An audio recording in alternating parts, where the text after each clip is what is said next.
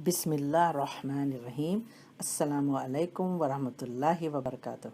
In the name of God, the most gracious, most merciful, peace and blessing of God and His grace upon each and every one of you.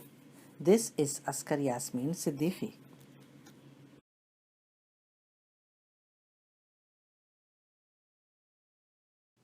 Fasting is one of the five pillars of Islam. The Muslim fast from sunrise to sunset in the month of Ramadan, which lasts 29 to 30 days. We must abstain from eating, drinking, and sexual intimacy during this period. These prohibitions are lifted outside these hours. Those fasting will take two meals usually, Sahri and Iftar per day. The Islamic year follows the lunar calendar. Ramadan advances forward in the Gregorian calendar by 11 days every year, hence traversing the seasons over time. In the Northern Hemisphere, like in Canada, the implication of this is that for the next decade, Ramadan will fall in the summer months.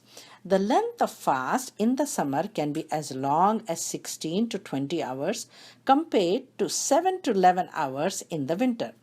This year, 1437 Hijri, the Ramadan will be from June 6 to July 5th, 2016, depending on moon sighting.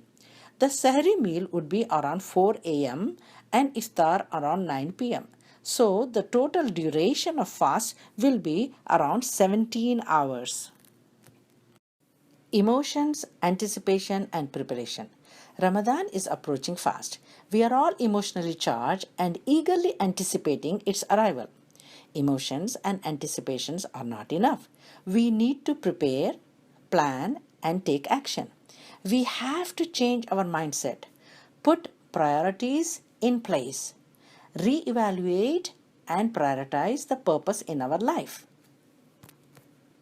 We are passionate about doing our best in Ramadan, so we need to strive to achieve our goals, which are to attain taqwa, to receive His mercy, His forgiveness, and protection from hellfire. Taqwa is universal and central to Islam. Allah subhanahu wa ta'ala has designated Ramadan mainly for this reason.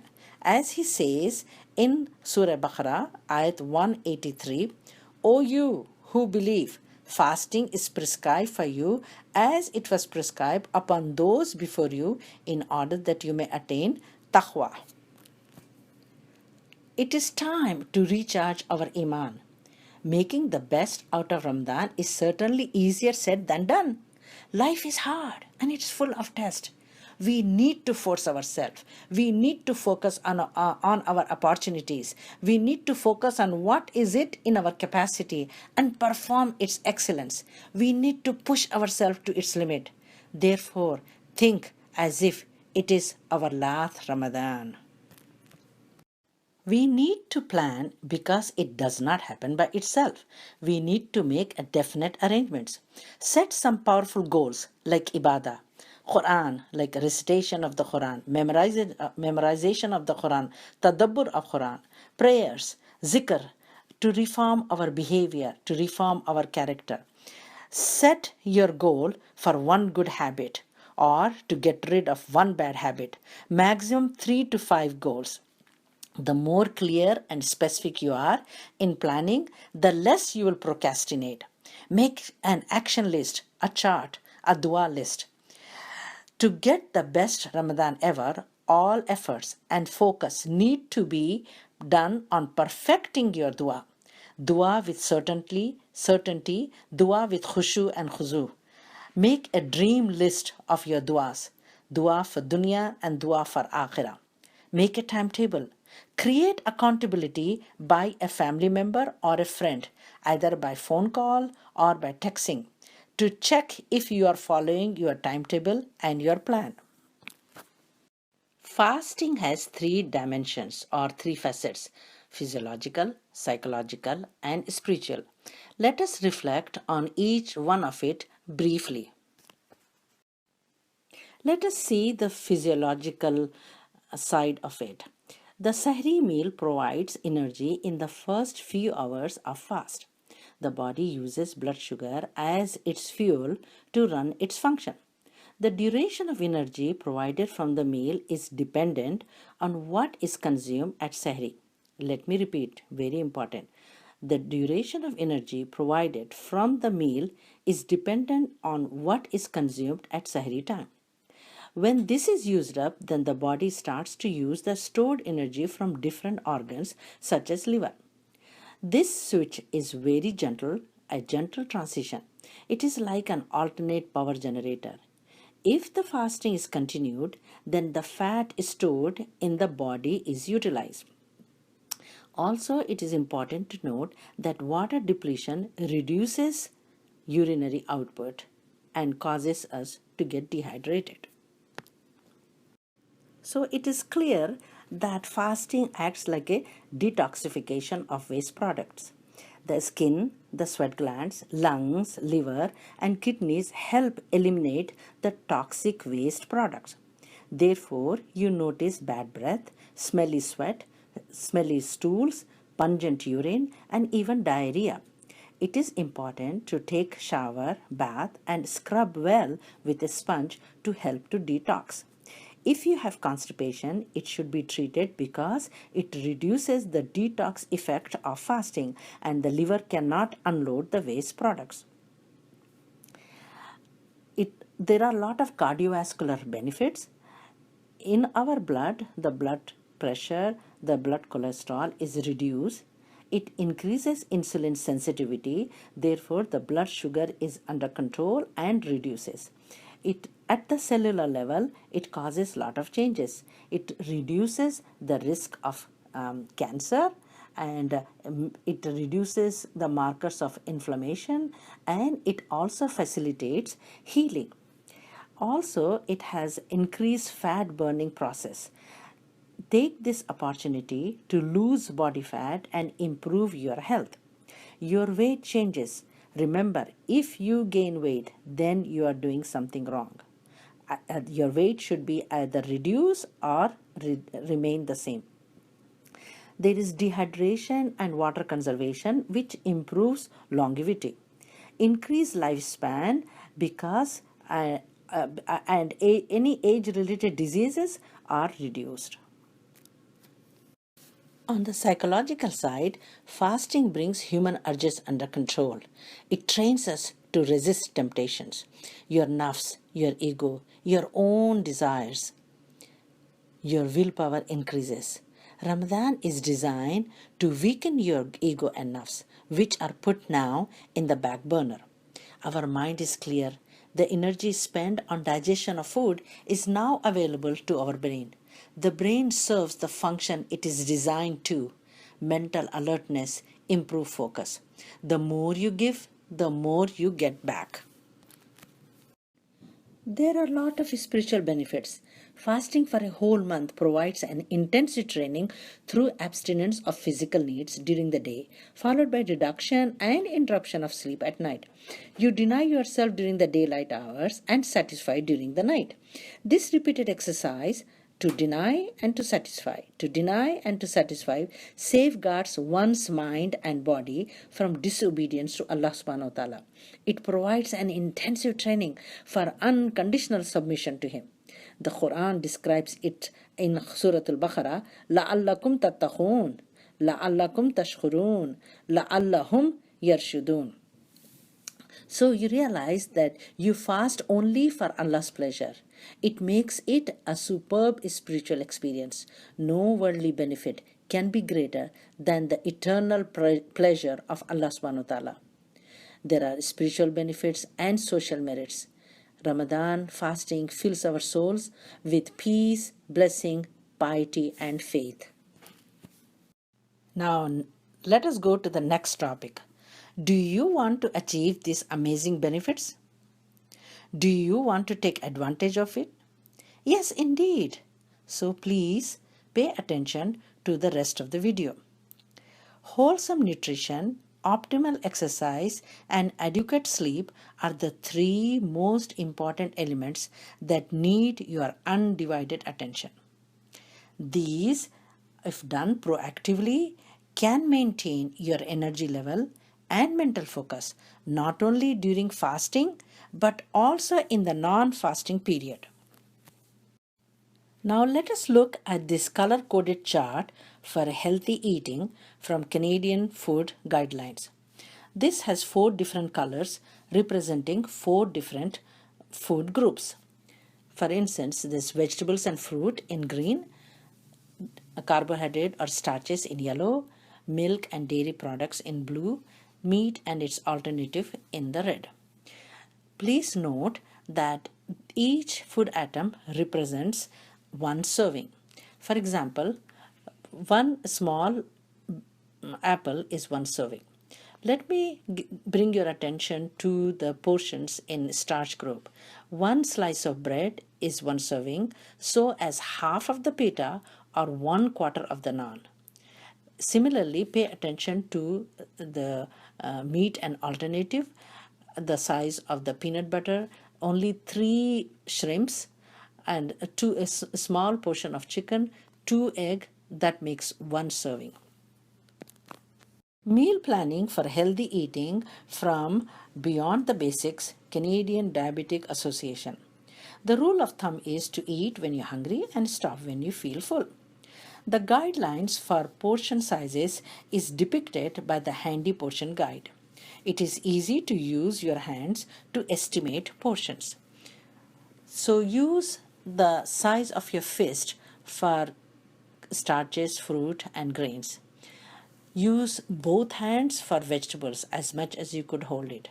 For meat, it should be the size of the palm of your hand but the thickness of the little finger. For fats, it is the size of the tip of your thumb. For milk, to drink about 250 ml or 8 ounces. This chart is all the South Asian foods, and it is depicted not only by colors but also by the food groups. So let's see 1 or 2 items in each. In grains, remember there's only dosa is only one as a one serving.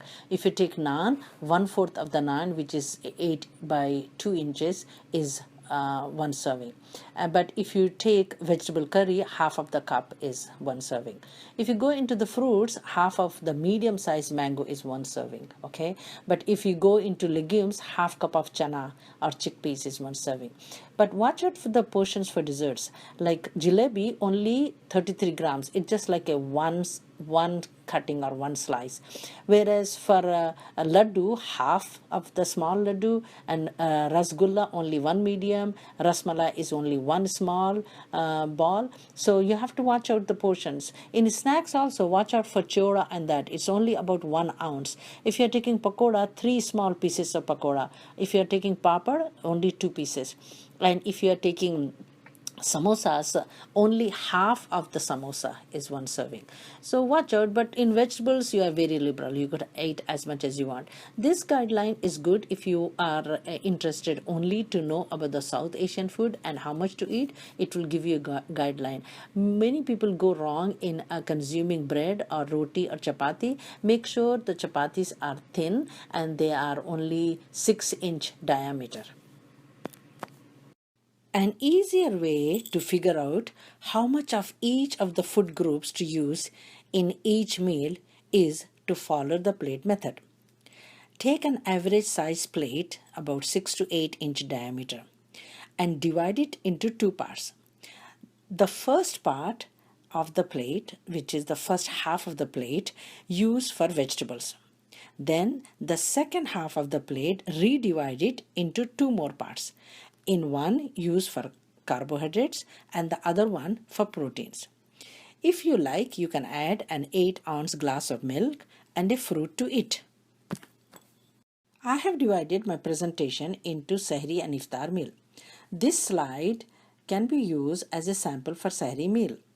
It has protein, which is an egg in 1/4, and your starch in 1/4, and half of the plate is filled with vegetable. It's better to have boiled egg rather than fried egg, or you could use omelette with lot of vegetables in it.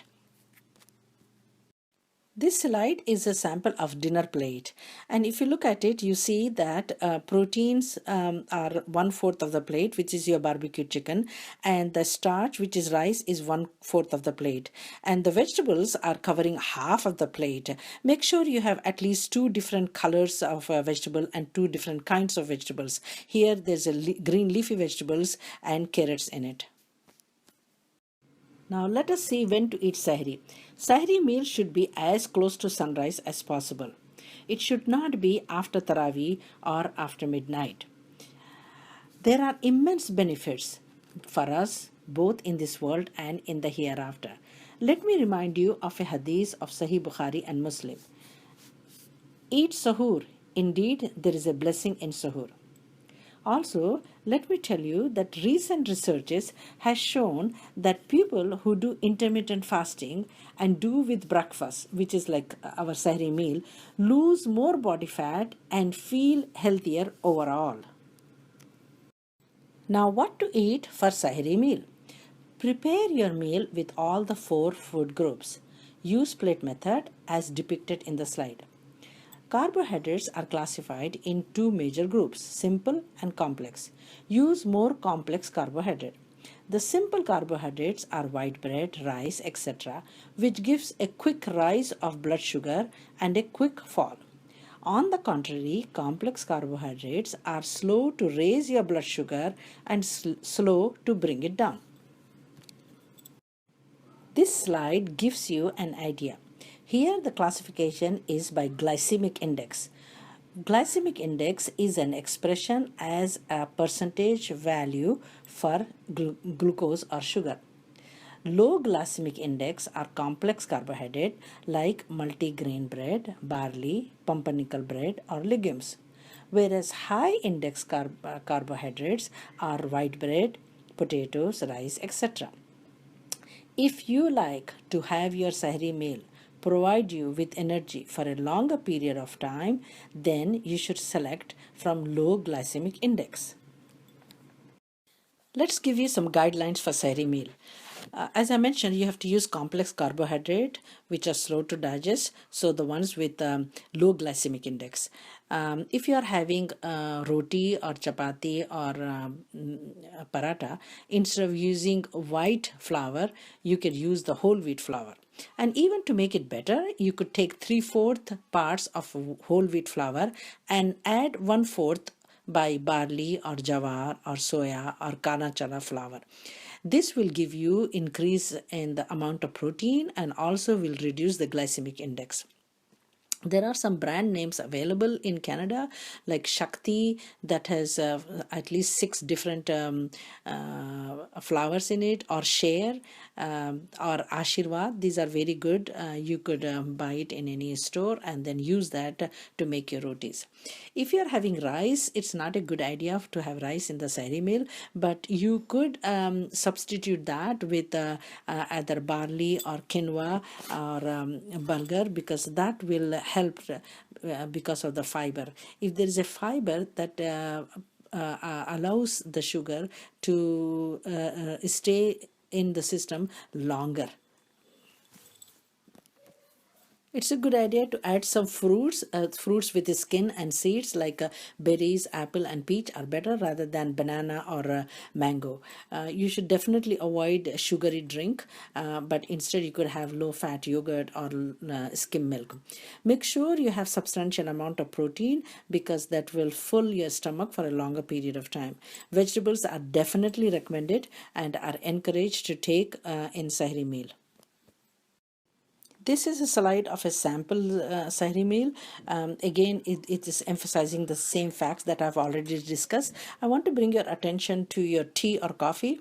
Tea or coffee are classified under diuretics, which means that will make you urinate more and dehydrate you. And also they get rid of not only just the water, but also minerals. So it is not a good idea to have tea or coffee at sahri time because it will increase diuresis and make you more prone to get dehydration. Iftar is an incredibly delightful time for a fasting person. The fasting person experiences two occasions of delight, one at the time of iftar and the other one at the time when he meet his Rabb. This is a hadith by Sahih Bukhari. Think of iftar as a transition time from fasting to eating. So take it slow and easy. This means your stomach needs a gentle message that it's going to get some nutritious food. This gentle message is best sent when you break your fast with dates or water.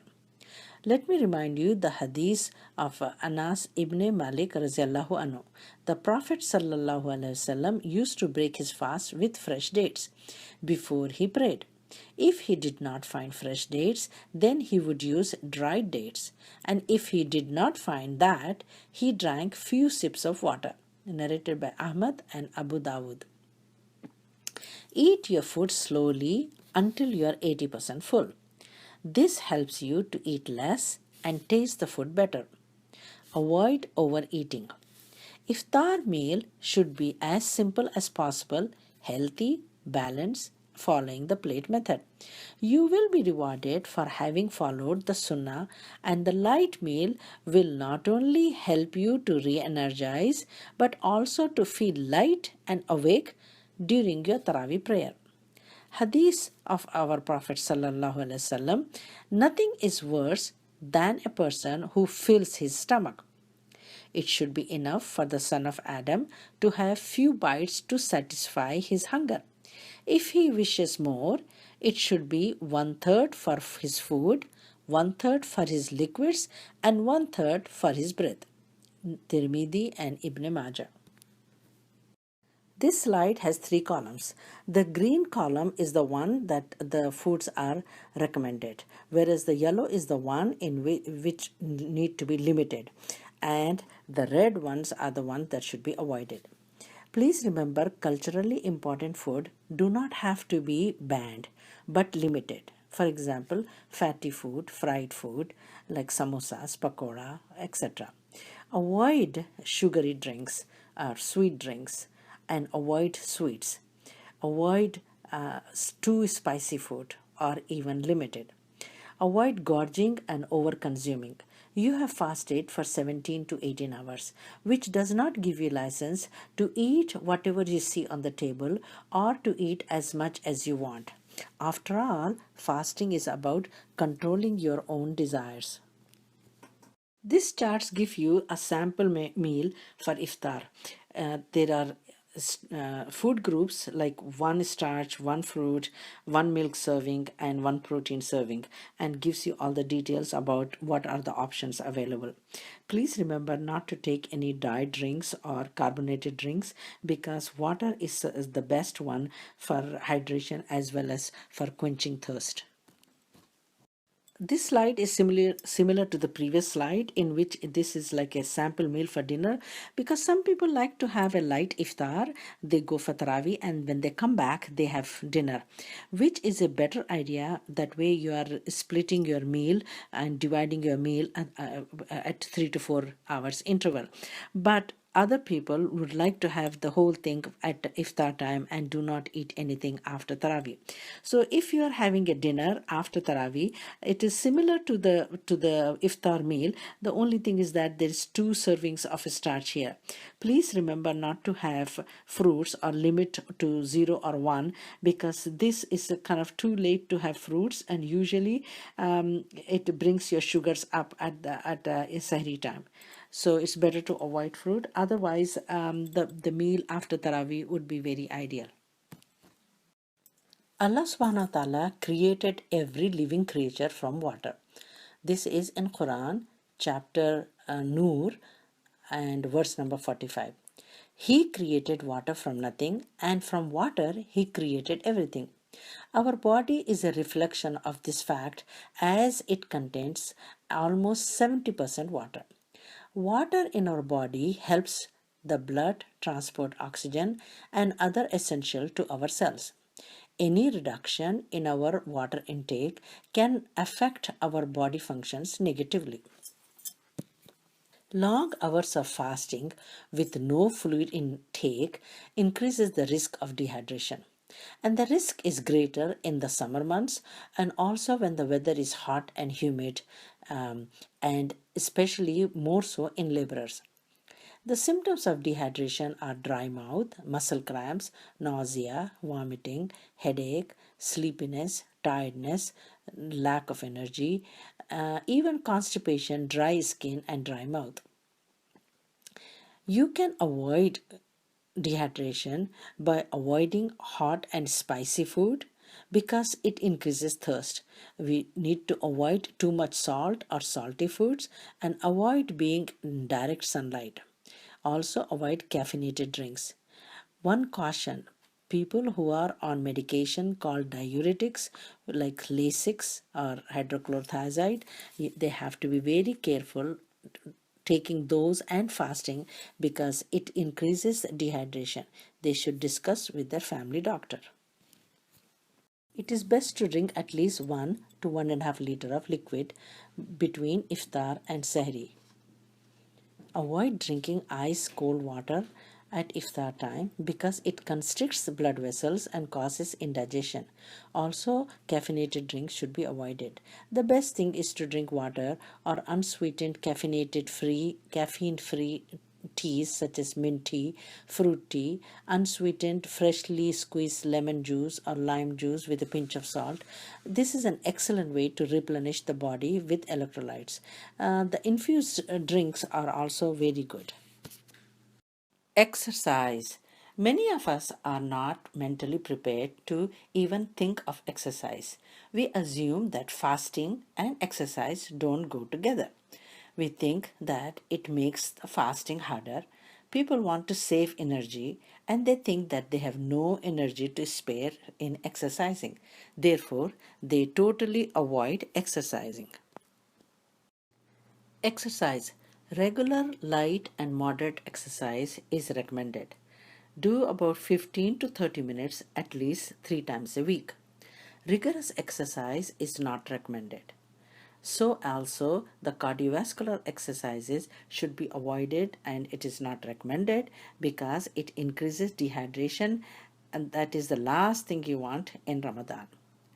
Strength training exercise is the best way for losing fat. Do not start a new exercise program in Ramadan. Remember to count Taraweeh as an activity. Now, when to do exercise? There is a difference of opinion and little bit confusion. Let's see. If you do exercise before Sahri, it is not possible if you are fasting for 22 hours and you don't have enough time to fit exercise before Sahri. For example, in Alaska, people fast for 22 hours. So they have only 2 hours and the exercise cannot be fit in that period. Before iftar is not possible for those who are diabetic because their sugars are very low and it is not recommended for them to do exercise before iftar. After iftar is also possible, but it is difficult, like a lot of people have to go for Taraweeh. After Taraweeh, it's too late to do it. So your ibadah, your eating, your sleep will take precedence over your fitness, and fitness cannot be fit in the schedule. So, depending upon the duration of the fast, depending upon the weather condition and which part of the world you are living, and whether you are a shift worker, and depending upon your age and health condition like diabetes, it need to be individualized. So, we have to personalize to suit the individual the time of the exercise which would be the best for that person. Now, guidelines for exercises. For the first 3 days of fasting, do not do any exercises. Let your body adapt to fasting. It is best to take it easy. As I mentioned, no cardiovascular exercises, only strength training exercises 3 times a week, or just walking. If you are totally exhausted with no energy left, then skip the workout altogether. While you're doing exercise, strengthening your body, utilize this time to do zikr, tasbih, and strengthen yourself spiritually. It re-energizes not only your body and mind, but also increases your productivity in the daytime fasting hours and nighttime also. Thus, it increases your ability to do ibadah in a more effective way. Benefits of exercise. It's the best way and very effective way to lose excess body fat. It can improve your body composition very dramatically because it increases the metabolic rate, reduces body fat, improves insulin sensitivity, and increase the percentage of lean body mass. It also triggers your genes and growth factors, which recycle and rejuvenate your brain and muscle tissue. Thus, it boosts your cognitive function so you're able to think better and focus better. It also prevents depression. Taraweeh prayers. A light meal or only iftar helps you to energize and be alert for Taraweeh prayer, whereas a heavy meal will make you tired and sleepy. Wear comfortable clothes to go for Taraweeh. Take plenty of water with you, and also, if you're diabetic, take some sugar treatment with you. Make sure you wear a medical bracelet if you have other medical conditions like diabetes, high blood pressure, or even epilepsy or seizures. Sleep is vital for a healthy lifestyle. Our Quran tells us that Allah, the most merciful, has given us the night as a means of rest and sleep. But getting enough sleep while still being able to go to work or school or meet our other commitments tends to be a significant challenge during Ramadan because our sleep is reduced and interrupted. How would you master your sleep? We need to focus to get the best quality of sleep in a limited time period. Let us look into sleep hygiene and sleep science. We all know that there are 5 stages of sleep: light sleep, deep sleep, rapid eye movement sleep. And each cycle lasts in about 90% of the people from 90 minutes to 2 hours, like 1.5 to 2 hours. But we sleep for 7 to 8 hours on an average. So each one of us goes through several repetitive sleep cycles. We need 4 to 5 cycles in each night. The sleep science says that if you wake up at the end of each cycle, you are less groggy and easy to wake up and feel better. That's a very good news.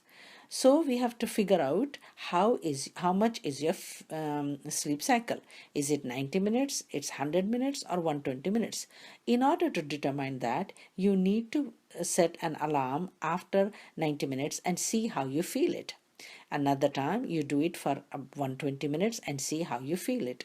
Then you will be able to find out your sleep cycle time. Or you can visit www.sleepcycle.com to figure out the sleep cycle duration. Tips for good sleep. Do not overeat. Do not consume coffee or caffeinated drinks after iftar. Avoid electronic devices an hour before bedtime. Wear proper clothing. Have proper room temperature. Try to get some naps in the daytime. A power nap, which is 15 minutes, or a solid nap, which is 30 minutes, or even ideally a full nap, anywhere from 90 to 120 minutes.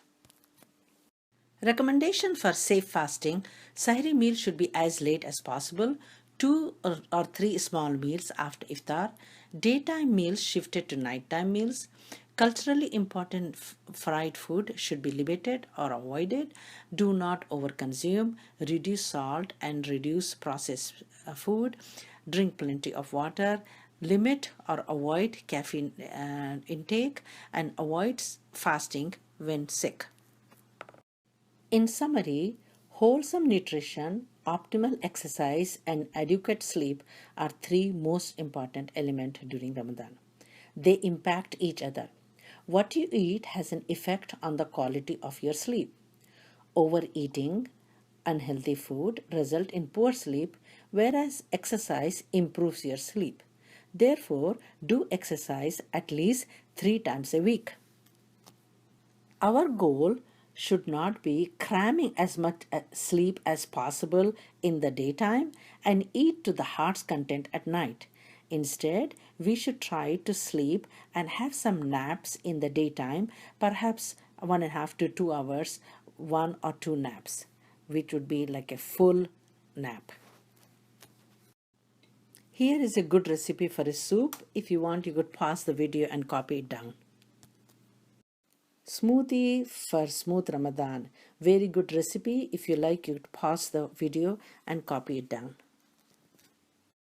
Let us practice together. Our stomachs are empty. Fill our hearts with love and sympathy. Fill our spirits with faith and piety.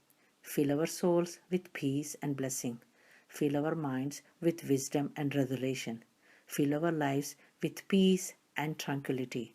Fasting, charity, and worship, a comprehensive program for human personality, a divine order. Let us make this Ramadan an annual occasion to revive the global brotherhood, an occasion to reaffirm our identity and unite our ranks. May we all emerge from this Ramadan rejuvenated with healthier mind, body and soul, and victorious over our nafs. Allahumma barik lana fi Rajaba wa Sha'bana wa ballighna Ramadan. O Allah, make the month of Rajab and Shaban a blessing for us and let us reach the holy month of Ramadan safely. Ameen, Ya Rabbil Alameen. Please remember me in your dua. سبحانك اللهم وبحمدك ونشهد أن لا إله إلا أنت أستغفرك وأتوب إليك. السلام عليكم ورحمة الله وبركاته.